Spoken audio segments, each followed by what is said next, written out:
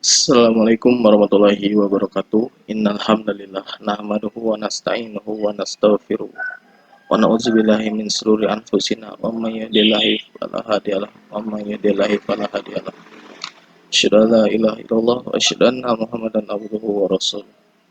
Allahumma shalli wa sallim wa barik ala Muhammad wa ala alihi wa sahbihi ajmain amma ba'du. Pertama-tama, marilah kita panjatkan puja dan puji syukur kita kehadirat Allah Subhanahu wa taala yang mana telah memberikan kita karunia berupa nikmat kesehatan sehingga kita masih sehat seperti sekarang ini pada masa wabah COVID-19 seperti ini.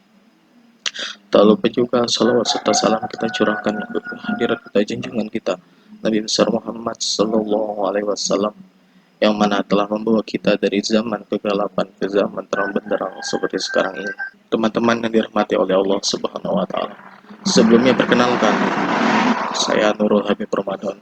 Saya akan berceramah berpidato sedikit terkait Hari Raya Idul Adha. Hari Raya Idul Adha merupakan salah satu hari kemenangan bagi umat Islam setelah Hari Raya Idul Fitri. Yang mana pada Hari Raya Idul Adha ini bagi mereka yang memiliki kemampuan finansial untuk melaksanakan kurban atau dalam bahasa Arab kurban itu adalah penyembelihan. Penyembelihan hewan kurban ini memiliki nilai bersejarah bagi umat Islam itu sendiri, yang mana hari penyembelihan ini hanya dilakukan setahun sekali. Allah Subhanahu wa taala pernah berfirman, "Fasholli li rabbika wanhar." Artinya, maka dirikanlah salat karena Tuhanmu dan berkorbanlah. Quran Surah Al-Kautsar ayat 2. Dalam sebuah hadis diriwayatkan bahwasanya Rasulullah Shallallahu Alaihi Wasallam bersabda, barang siapa mempunyai kelapangan, kejembaran rezeki, mampu untuk berkorban, tetapi tidak melakukannya, maka janganlah dia dekat-dekat ke musola tempat kami beribadat.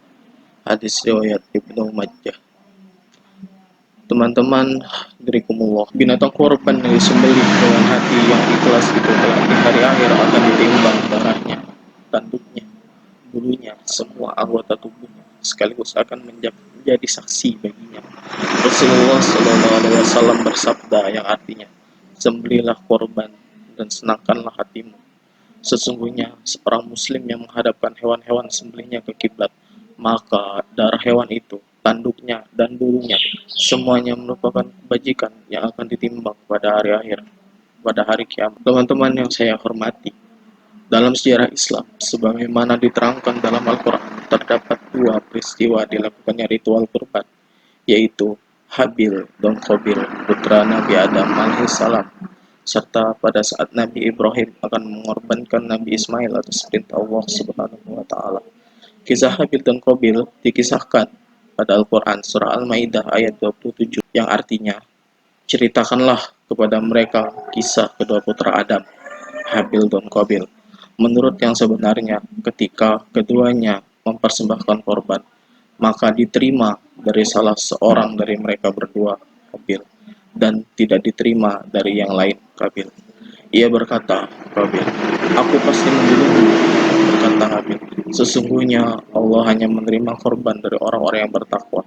Quran Surah Al-Maidah ayat 27. Diterangkan dalam Al-Quran, Allah memberi perintah melalui mimpi kepada Nabi Ibrahim untuk mempersembahkan Ismail.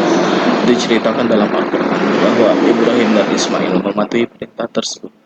Dan tepat saat Ismail akan disembelih, Allah kemudian menggantinya dengan seekor domba. Cerita ini diceritakan pada Quran Surah Asy-Syafa'at ayat 102 sampai 107 yang artinya, maka tatkala anak itu sampai pada umur sanggup berusaha bersama-sama Ibrahim. Ibrahim berkata, hai anakku, sesungguhnya aku melihat dalam mimpi bahwa aku menyembelihmu. Maka pikirkanlah apa pendapat. Ia menjawab, hai bapakku, kerjakanlah apa yang diperintahkan kepadamu. Insya Allah kamu akan mendapatiku termasuk orang-orang yang sabar.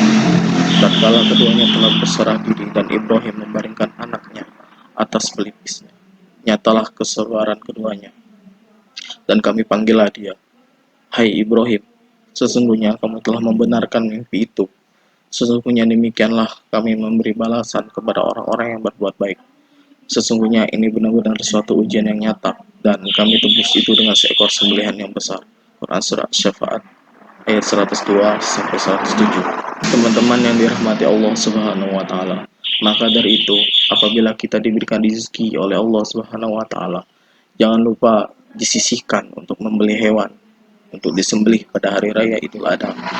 Demikianlah yang dapat saya sampaikan. Semoga ceramah singkat ini berguna bagi teman-teman sekalian dan bermanfaat bagi saya pribadi. Apabila ada kata-kata yang salah untuk pribadi saya, mohon maaf sedalam-dalam. Billahi taufiq wal hidayah. Assalamualaikum warahmatullahi wabarakatuh.